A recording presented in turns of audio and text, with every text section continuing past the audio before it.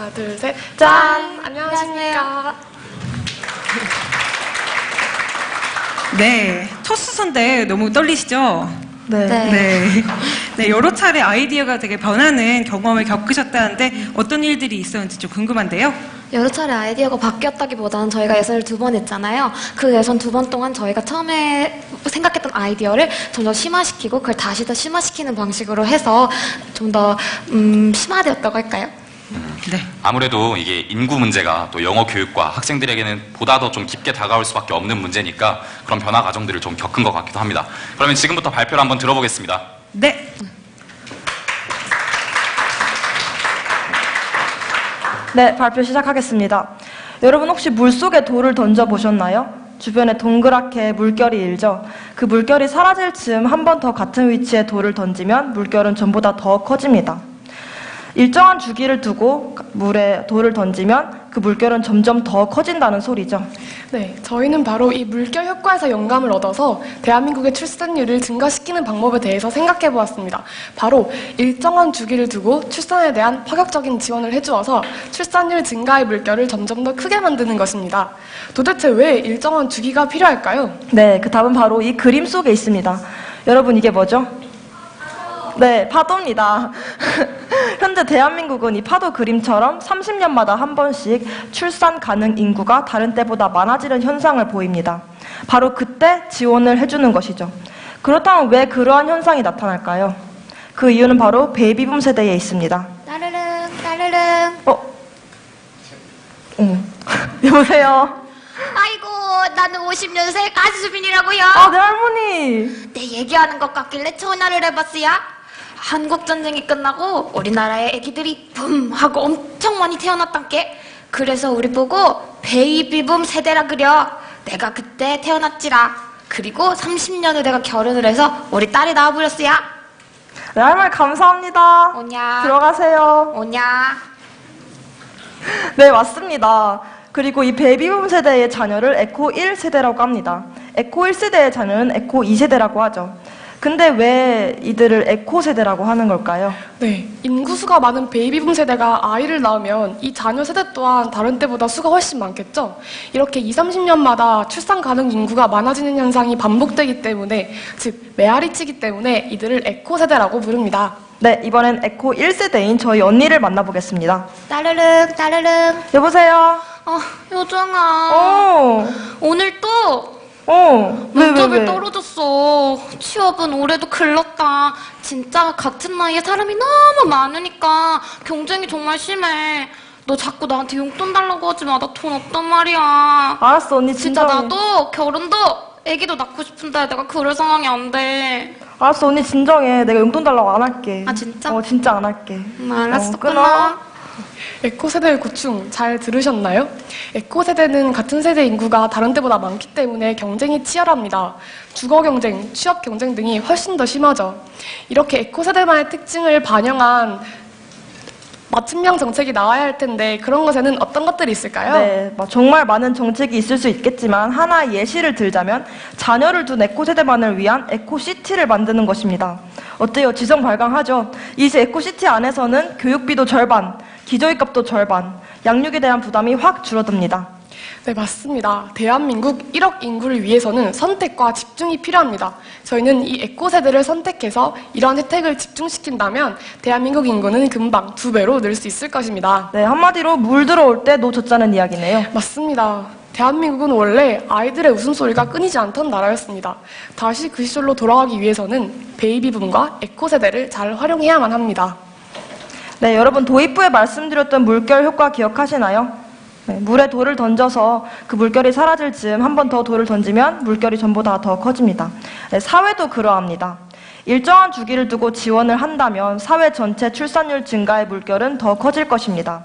아이가 더 많이 태어난다는 소리죠.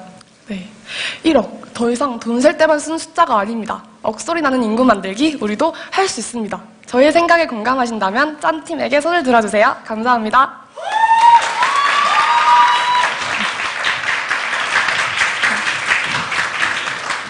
네, 짠팀 팀의 발표 잘 들어봤는데요. 다음은 질의응답 시간을 가져볼 거예요. 해당 팀이 제시해둔 해법이나 아이디어에 대해 관객 여러분들이 자유롭게 1분 내로 질문 주시면 되겠습니다. 네, 그 전에요. 지금 이제 뒤에 이미지가 하나밖에 나오지 않아서 발표 도중 혹시 바뀌지 않을까 하는 분들이 계실 텐데, 그런데 뒤에 이미지는 앞으로도 계속 하나의 이미지로서 월 이미지 하나를 두고 각 팀이 어떻게 발표를 하는지 두고 보는 게 좋으실 것 같습니다. 네, 저 질문 받겠습니다. 혹시 질문해 주시... 네. 베이비붐 세대를 이용하신다고 하셨는데 다른 세대와 얼마나 큰 인구수의 차이가 있는지 궁금합니다. 바로 답변 드리겠습니다. 네. 베이비붐 세대 이전에는 보통 한 해에 30-40만 명의 아이가 태어났는데 베이비붐 세대 때는 한 해에 딱 2-3배에 많은 80-90만 명의 아이들이 태어났어요. 그래서 저희는 그들을 이용하기로 생각했습니다. 네. 저기 손들어주신 여성분. 네. 우선은 발표 너무 잘 들었고요. 감사합니다.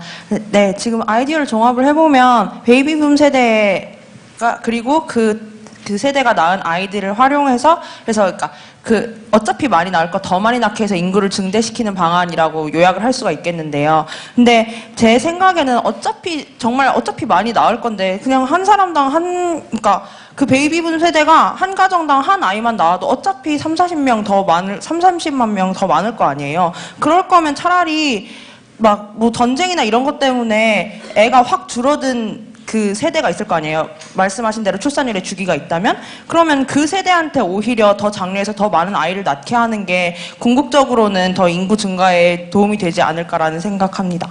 그래서 거기에 대해서 어떻게 생각하시는지 짠 팀의 의견을 여쭤보고 싶습니다. 혹시 그 전쟁으로 사라진 세대가 어떤 세대를 말하는 것인지. 그러니까 제가 특별히 어떤 세대를 염두에 두고 말씀을 드린 게 아니라 네. 말씀하신 대로 출산율의 주기가 있다면 어떤 세대에 베이비붐이 있었다면 어떤 세대에는 베이비 러스라 그래야 되나? 어쨌든 베이비가 엄청 안 태어나는 세대가 있었을 거 아니에요. 근데 저는 그걸 그냥 염두에 두고 말씀드린 거예요. 네. 답변. 네. 생각할 시간. 네. 그럼 저희가 1분 정도의 수기 시간을 가진 후에 발표를 진행하도록 하겠습니다. 네. 그러니까 이제 어차피 베이비붐 세대는 아기들을 낳게 되면 그 인구만큼 더 증대가 되는데 네. 베이비붐이 아닌 세대들에게 오히려 더 좀 혜택을 주면서 인구를 늘리는 방법도 있지 않느냐 이런 질문이었던 것 같은데요. 네. 그 질문에 대한 대답을 이제 곧 들으실 수 있을 것 같습니다. 네, 굉장히 활발하게 지금 논의를 진행 중이십니다.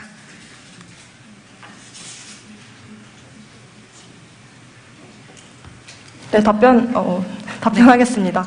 네, 아까 말씀하셨던 그 베이비붐의 반대를 표현하시기 위해서 그 베이비 로스란 단어를 쓰신 것 같은데요. 그 세대가 사실은 지금 저희가 말씀드린 에코 세대입니다. 베이비붐 세대가 원래 그 출산율을 보면, 그래프를 보면 예전에는 6명을 낳았다가 그 다음 세대는 4명을 낳고 2명을 낳고 점점 더 줄어드는 추세에 있습니다. 한 명이 한 명씩 1대1로 낳는다면 이론적으로는 맞지만 한 명이 6명을 낳다가 4명을 낳고 2명을 낳으면 당연히 줄어들 수밖에 없겠죠. 그래서 저희는 그 6명에서 4명으로 2명으로 줄어드는 것을 방지하기 위해서 그걸 더 끌어올리자라는 아이디어를 제시한 것입니다. 그리고 로스에 대해서 얘기를 하셨는데 그게 저희가 말했던 게 이렇게 파도 치듯이 말하는 게 아니라 파도 친다는 게 그렇게 훅 내려가는 어떤 게 있다는 게 아니라 보통 출산율 보시면 이렇게 평이하잖아요. 거기에서 이제 갑자기 베이비붐 경우에는 이렇게 올라가고 근데 다시 평이해지고 올라가고 이렇게 말씀을 드린 거예요. 답변 정리 부탁드릴게요. 네. 네. 다 되신 건가요? 네네네. 네, 그럼 이제 다른 질문 받도록 하겠습니다. 가운데 계신 남성분. 네. 네, 가운데 계신 남성분. 네. 네, 발표 잘 들었습니다. 저는 환경생태학부 10학번 고도현이라고 하고요. 제가 궁금한 게 있는데 저희가 베이비를 낳는 세대가 이제 30대가 되는데 그때는 사회초년생인데 여러 직장에 근무하고 있고 그럴 텐데 이게 공무원이 아닌 이상 세종시 같이 한쪽으로 모은다 이런 식이 아닌 이상 그 많은 세대가 한쪽으로 모아서 그런 인프라를 구축할 수 있을까요? 답변 들어도 돼요? 준비할 시간 필요하신가요? 네. 코시티 말씀하세요. 그러니까 어떤 베이비붐 세대 아니면 에코 1세대 이제 이런 분들을 한 곳에 모은다는 생각이 실질적으로 좀 실현 가능한 문제인가라는 것에 대한 질문을 하신 것 같은데요. 네네. 거기에 대한 답변을 지금 준비 중에 있습니다. 아주 치열한 질문과 답변이 오가고 있는 KU 아이디어 축제 월기십니다. 네, 답변. 네. 네. 그러니까 지금 말씀하신 게 사람들이 이렇게 멀리 퍼져 있는데 그 사람이 세종시처럼 이렇게 한쪽에 모으는 게 힘들다고 말씀을 하신 거잖아요. 그러면 이렇게 도에 하나씩 그런 특구를 만든다면 그게 해결책이 될 수 있지 않을까요? 어떤 그 전체적인 우리나라 전체에 하나만 만든다는 거는 말씀하신 것처럼 그렇게 사람들 모은다는 게 제 생각에도 불가능할 것 같고, 그래서 저희가 생각하는 건 도에 하나씩, 시 하나씩 이렇게 만드는 식으로 하면 좋을 것 같습니다. 근데 저희가 지금 발표를 하는데 가장 중요한 거는 30년마다 혹은 돌아오는 주기마다 지원을 하자는 것이 가장 중요한 저희 아이디어고, 에코시티는 하나의 예시를 드린 거기 때문에 자세한 정책을 언급을 일부러 말씀을 안 드린 것이고, 또 도에 하나씩 만들자 이것도 하나의 예시이기 때문에 저희 아이디어는 이 물결 칠 때 그거를 지원하자, 이것이 더 중점이라고 봐주시면 감사하겠습니다. 네. 답변 감사합니다. 저희 근데 심사위원분의 그 질문도 한번 들어보고 싶은데요. 저희 심사위원진 분들께서 좀 질문을 좀 해주실 분이 질문 부탁드립니다. 너무 잘 들었습니다. 좋은 아이디어신데요. 궁금한 게 세대별로 이제 구분하셔서 정책을 만드시는 거잖아요. 그러면 세대 간의 어떤 갈등이 있을 수도 있을 것 같다는 생각도 들고요.